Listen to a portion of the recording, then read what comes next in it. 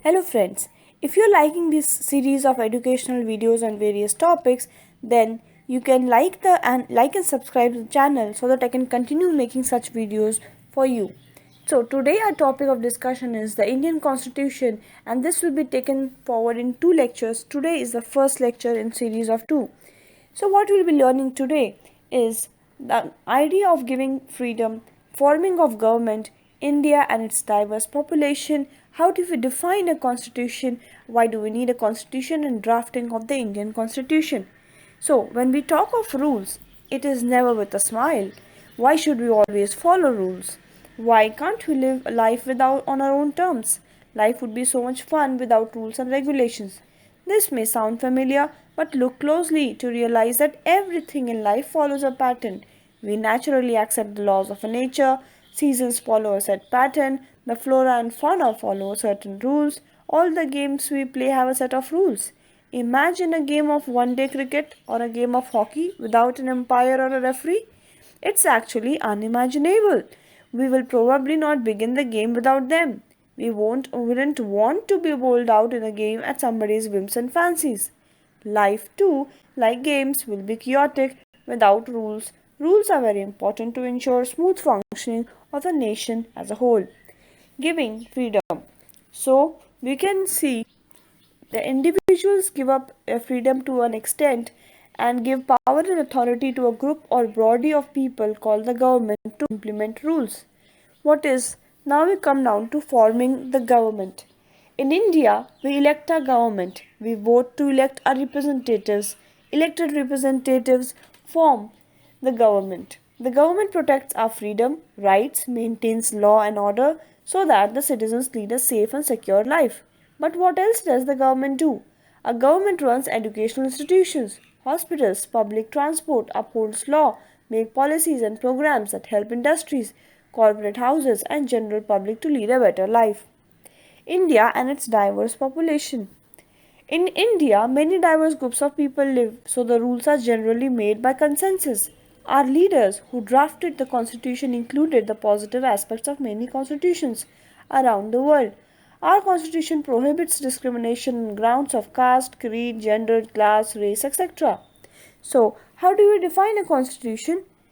A constitution is a rule book. It contains guidelines for reference in times of need. It is included in the school syllabus so that from young age we are aware of all the rules, our rights, duties, and responsibilities.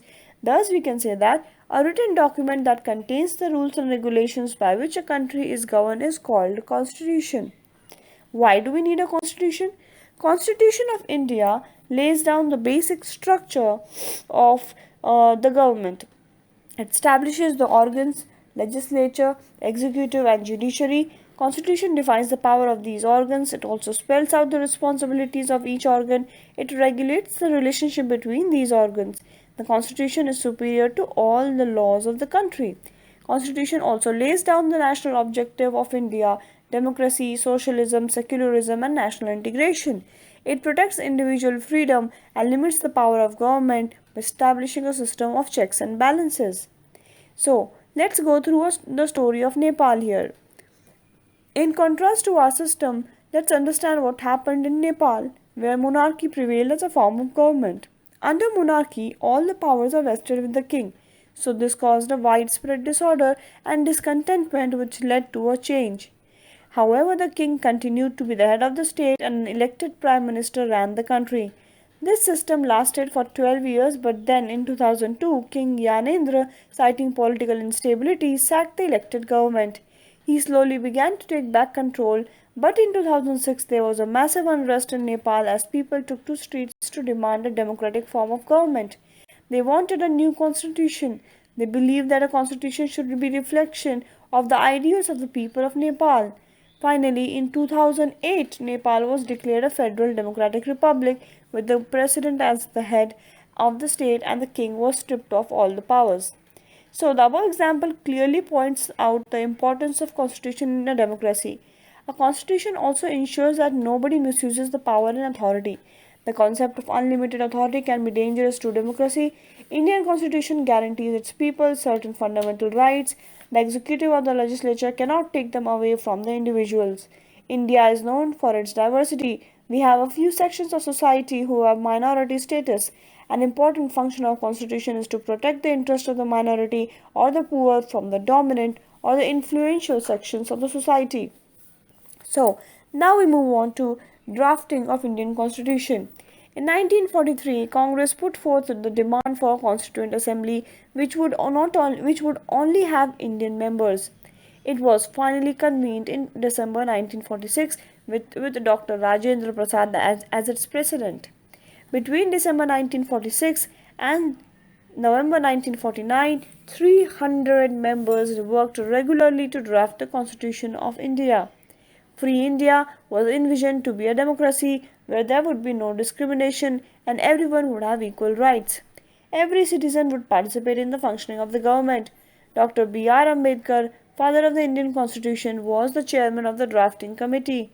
It took 2 years, 11 months, and 17 days to draft the Constitution.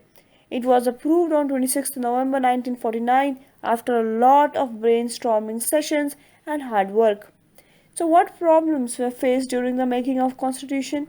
The framers faced a lot of challenges while drafting the Constitution. First, India was a country and is a country of diverse communities who spoke different languages, followed different religions, and their own distinct customs and traditions. The framers had to keep in mind the diversity of people. So let's see what problem they actually faced. There was political unrest as partition of India was imminent. There were many princely states whose status was not decided. It was unclear whether they would integrate with India or remain independent. Maintaining unity by preserving diversity was another great challenge. The framers had to focus on socio-economic reforms to eliminate poverty. Nevertheless, the framers drafted a constitution that emphasized people's role in the formation of the government. Our constitution, which came into effect on 26th January 1950, is the longest and the most comprehensive constitution in the world. Since the adoption of the constitution, India had undergone major changes and faced many challenges in political, social, and economic arena. But from time to time, changes were made in the constitution by making amendments to the existing laws. So friends, this brings us to summarize what we learned just today. We had begun with the idea of freedom, forming of government, India and its diverse population, how do we define a constitution and its need, and then we came down to drafting of the Indian Constitution. In the next lecture, friends, we will be talking about preamble of a constitution, salient features of Indian Constitution, fundamental rights and duties, and directive principles of the state policy. Till then, I am leaving you with a link of quiz in this exercise. Happy learning.